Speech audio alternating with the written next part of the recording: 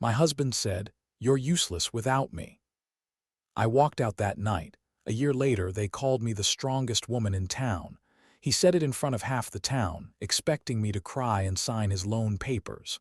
Instead, I took my name, my books, and my silence, then built something he couldn't break. I'm Savannah, 33, and for almost 9 years I was married to a man named Trent who believed the loudest person in a room was automatically the strongest. We lived in a town outside Tulsa, small enough that everybody knew your truck before they knew your face, and where people still treated a woman's silence like proof she agreed with whatever was being done to her. By the time this story starts, most people in town had already decided who I was. I was the quiet wife at Miller Hardware, the one behind the register, the one who smiled at customers, wrapped pipe fittings in brown paper, stocked the front shelves, and never made much noise. To the town, Trent was the business. Trent was the name on the sign. Trent was the provider, the one who built something. Me, I was decoration. That's what people thought. What they never saw was who did payroll when Trent forgot, who stayed up until midnight fixing vendor invoices because the numbers didn't match, who filed quarterly sales tax reports, who knew which customers were 60 days overdue and which vendors would extend grace if you called before Friday, who cleaned the coffee pot, unclogged the break room sink, balanced the drawer, called the HVAC guy, and sat with Trent's father in the hospital when his blood sugar crashed. That was me. I didn't just work there. I held it together. But I did it so quietly that people mistook invisible labor for no labor at all. Trent's mother, Donna, used to say things like, "Savannah's lucky Trent gave her direction." His younger sister, Lacey, was meaner in a more polished way. She'd say I had soft hands and no real grit, which was funny because those same hands had spent years lifting boxes, cleaning shelves, and holding families together while people like her were busy giving opinions. And then, there was the thing nobody said directly in public, but everybody knew was being said in kitchens and church hallways. We didn't have children. I got pregnant once, 6 years into the marriage, and lost the baby at 11 weeks. After that, something changed in the way Donna looked at me, not openly, not in ways you could point to in one sentence, just little cuts, remarks about real legacy, comments about how a man needs a family to come home to, suggestions that maybe too much stress at the store had made my body unreliable. Trent never defended me from any of it. That's important, because the kindest lie I told myself for years was that he didn't notice. He noticed. He just benefited from it. The night everything ended was at the Founders' Day dinner, held every spring in the high school gym, dressed up with white tablecloths and rented lights so everybody could pretend folding chairs were elegant. Half the town was there. Business owners, church people, the mayor, old farmers, teachers, wives with hairspray and opinions. Trent had been in a mood all week, restless, sharp, distracted. I knew why. 3 days before the dinner, I found a packet in the office marked for the bank. Loan documents, cash flow projections, inventory line extension. He was trying to borrow $180,000 to expand the store and add a contractor supply wing. Ambitious, but not impossible. The problem was the business was not stable enough for it. We had late vendor payments, shrinking margins, 2 payroll tax notices in the file drawer he hadn't answered yet, and worst of all, the collateral listed wasn't just the store, it was my grandmother's property. When my grandmother died, she left me her small farmhouse and attached red barn on the far edge of town. Nothing fancy. Just 3 acres, an old storm cellar, and a building with good bones. It was mine before Trent, mine during Trent, and if life had gone differently, it would have been mine after him too. He knew that. The bank knew that. That's why he needed my signature. I confronted him that afternoon in the office. He said it was temporary, strategic, smart business. I said it was reckless. He said I was being emotional. I said the numbers were not emotional. He told me I didn't understand what it meant to think big. That should have told me everything. But I still went to the dinner that night in a navy dress and silver earrings, sitting beside a man who had already decided my caution was disloyalty. Halfway through dessert, after 2 bourbons and a table full of local business talk, Trent started in.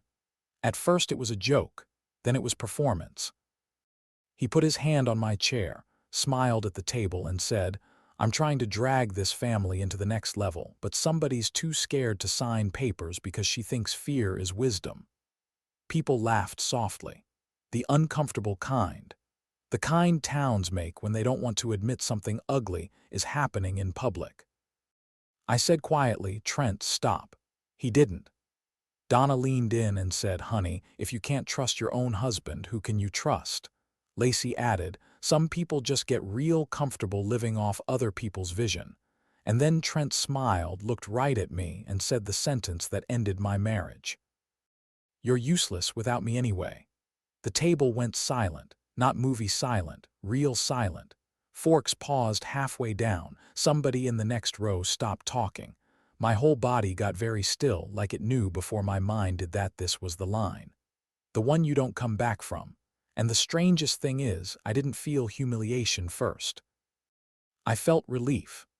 Because when somebody finally says the ugliest thing they believe out loud, you don't have to guess anymore.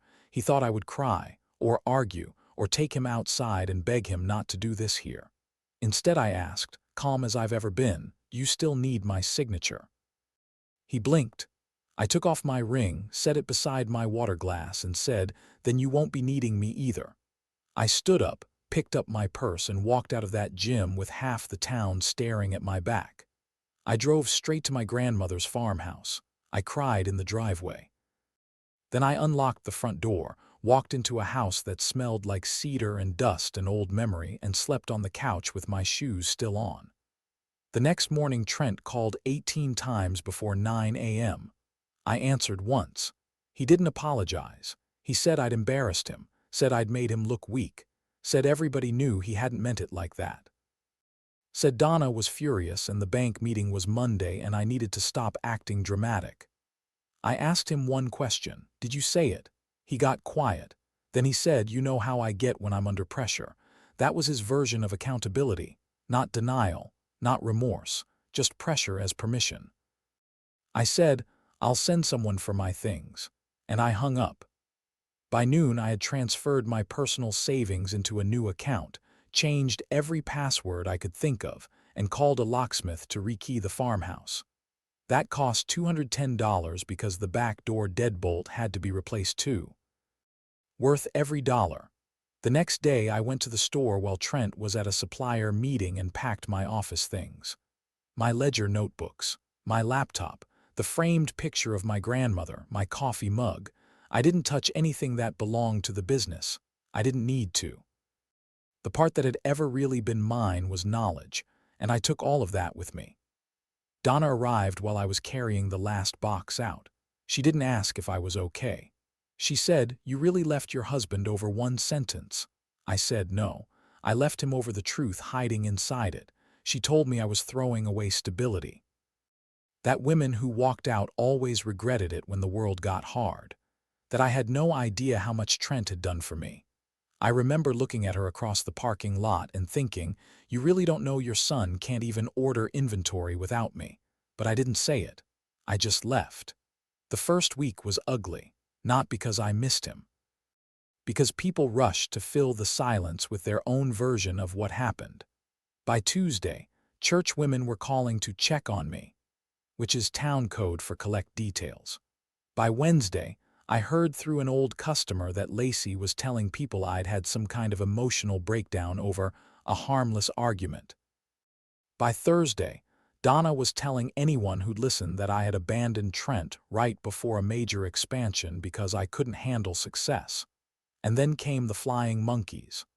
My cousin Aaron texted me. He says you're being influenced by bitter women. Trent's friend Cody called and said, man to woman, you should go home before lawyers get involved. Donna left me a voicemail that said, you're making a temporary feeling into a permanent mistake. I didn't answer any of them. Instead, I opened the old red barn and stood in the middle of all that dust and empty space and looked around. My grandfather had used it for tools and feed decades ago. My grandmother used one corner for canning shelves. The roof was sound. The concrete was cracked but repairable. The electricity still worked if you were patient with the breaker panel. And for the first time in years, I had a thought that didn't belong to Trent, the store, or his family. I could build something here. Not a fantasy. Not revenge. Not some dramatic reinvention with a logo before a plan. Something real. I had $11,800 in savings. Another $4,000 my grandmother had left me untouched in a money market account. I had years of vendor relationships, bookkeeping skills, inventory knowledge, customer trust, and a building no bank could threaten if I stayed smart. So I made one decision.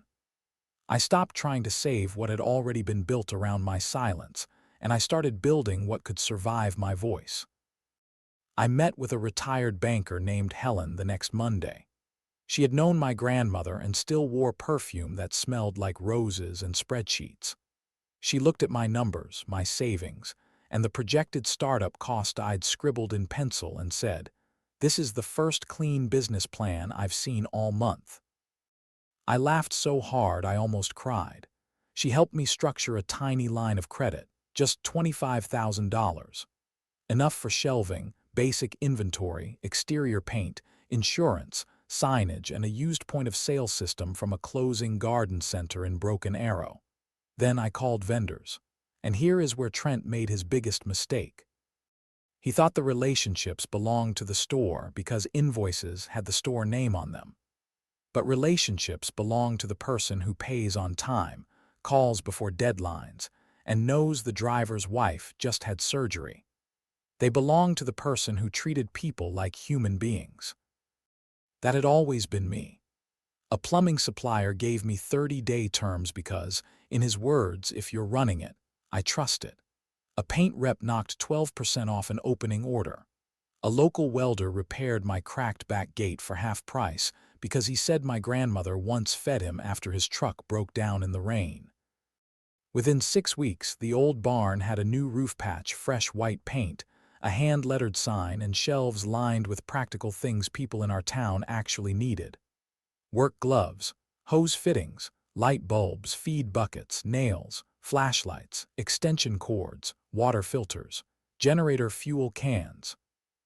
No giant debt, no ego inventory, just smart stock and honest prices.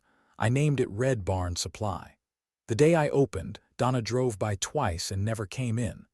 Lacey posted, "Small minds build small dreams," and Trent showed up at 7:10 p.m. after I'd locked the door. He stood outside in jeans and his Miller hardware jacket like he thought memory alone could get him invited in. I stepped onto the porch and stayed there. He said the town was talking. I said, "Towns do that." He said I was trying to humiliate him. I said, "No, I'm trying to earn a living." Then he did the thing men like Trent do when public control stops working. He reached for private softness, said he was under stress, said Donna had gotten in his head, said he missed me, said nobody made the books run like I did, said we could still fix this if I just stopped turning everything into a war. I asked him, "Did you mean what you said that night?" He looked down. That was answer enough. I said, "Trent, you don't miss me. You miss what I carried for you," and I went back inside. After that, the town started splitting in quiet ways. Some people stayed loyal to the Millers out of habit. Others came to my store because I knew what I was talking about and didn't talk down to them. Contractors realized I could special order what they needed without acting like their questions were stupid. Older women came in for practical things and stayed because I treated them kindly. Teen boys came in for bolts and left learning the difference between being loud and being competent. The truth spread slowly, the way truth usually does in small places, shelf by shelf, receipt by receipt. Then summer hit, and Trent's problems stopped being private. Payroll checks bounced one Friday. A supplier put him on COD only. Somebody from the county posted a tax lien notice online, and even people who disliked gossip had eyes. And because small towns are cruel when power changes hands, Suddenly, the same people who had called me dramatic started saying things like, "Well, I always thought Savannah did more than folks realized." I didn't enjoy that as much as I thought I would. Mostly, I just felt tired. Because being respected only after people see a man fail is not the same thing as being respected on your own merit. Then September came, and with it the storm. Anybody from Oklahoma knows the feeling when the sky changes color before a bad one. That green-gray pressure in the air, the silence in birds. The way old men suddenly stop pretending weather apps are silly. It was a Friday, school football game night, half the town was out. By 6:00 p.m. the warning started, straight line wind first, then rotation spotted west of town, then the sirens. I had spent part of August turning the old storm cellar beside the barn into a cleaned-out emergency shelter. New flashlight batteries, bottled water, cots, first aid kits, blankets, portable chargers, not because I was paranoid, because selling preparedness supplies all spring had made me realize how unprepared most people still were. By 618 the power flickered. By 622 the lights went out. And by 625 there were people banging on my door. A young mother with 2 kids from the trailer park. Mr. Gentry from down the road with his oxygen machine and no backup battery. 3 teenagers whose truck had stalled. Then more. People came because my building was solid, the cellar was clean, and somebody had once heard me mention the generator I bought in July. So I opened the doors. No speeches, no scorekeeping. No asking whose side anybody had been on in April. We got 32 people underground in 11 minutes. I remember the sound most clearly, not the wind. The children trying not to cry because the adults were trying not to show fear. The generator rumbling overhead, somebody whispering a prayer. When the worst of it passed, the town looked like somebody had taken a fist to the edges of it. Trees down, fences shredded, part of Main Street hit hard. The roof off the bait shop, glass everywhere. My phone lit up with missed calls the second the signal came back. One of them was from Lacey. I almost didn't answer. When I did, she was sobbing so hard I could barely make out words. Donna had been at home alone. Her oxygen concentrator was down. Their backup battery had failed. Trent was across town trapped under debris at the store and not answering. There are moments in life when you find out who you are after pain. This was mine. I didn't remind Lacey what Donna had said about me. I didn't tell her to call somebody else. I didn't ask for an apology first. I grabbed the portable generator, 2 extension cords, and Wes from the feed lot next door, who owned a chainsaw and never wasted language. We drove through branches and broken signs to Donna's house. She was sitting in the dark on the sofa, gray-faced, trying to pretend she was fine. We got the machine running in under 7 minutes. By the time her oxygen kicked back in full, Donna was crying, not dramatically, quietly. Like a woman whose pride had just been forced to look straight at reality. She took my hand and said, "I was wrong about you." I said, "I know." Then I went to help at the shelter downtown. By morning, everybody knew what had happened. Not because I told them, because towns talk, and sometimes for once they tell the truth. Red Barn Supply became a relief point for the next 5 days. We handed out water, batteries, tarps, diapers, canned food, work gloves, and flashlights. I used every vendor contact I had to get emergency shipments moving. Men twice my size stood in line taking instructions from me, because disaster is the one place competence always outranks ego. Somebody from the local paper took a picture of me on day 3, standing in the loading bay in muddy boots with a clipboard and a borrowed radio clipped to my shirt. The headline the next week read, "The strongest woman in town opened her doors before the storm hit." That title embarrassed me. But it also healed something, because they hadn't meant physically strongest. They meant steady. They meant when the town got scared, I didn't look for someone bigger to hide behind. I became the thing people could stand next to. A month later, my divorce was finalized. Trent tried, right at the end, to say I had built Red Barn using knowledge that belonged to Miller Hardware. My lawyer, Naomi, shut that down so fast it barely touched the floor. Knowledge isn't theft. Skill isn't marital property. And unpaid labor doesn't become a husband's asset just because he got used to it. I kept the farmhouse, the barn, the business, and my peace. Trent kept the store for another 6 months before selling it at a loss to a man from Owasso who turned it into a discount contractor outlet. Last I heard, Trent was working for the new owner and calling that freedom. I don't hate him. That surprises people. But hate requires energy, and I spent enough years giving mine to the wrong place. What I feel now is simpler. I understand. I understand how women get trained to disappear behind usefulness until even their own strength starts to look ordinary to them.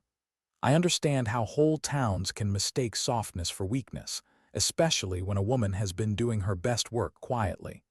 And I understand how one decision can change the shape of an entire life. Not a miracle, a decision. One clean moment where you stop asking the people who benefit from your silence to suddenly tell the truth about your value. The night Trent said I was useless without him, he thought he was humiliating me into obedience. What he really did was say the one sentence I needed to hear out loud so I could stop confusing survival with love. He thought leaving would break me. Instead, leaving introduced me to myself. And that woman, the one who built a store out of an old barn, signed her own loan, sheltered a town through a storm, and never once begged to be seen. She had been there all along.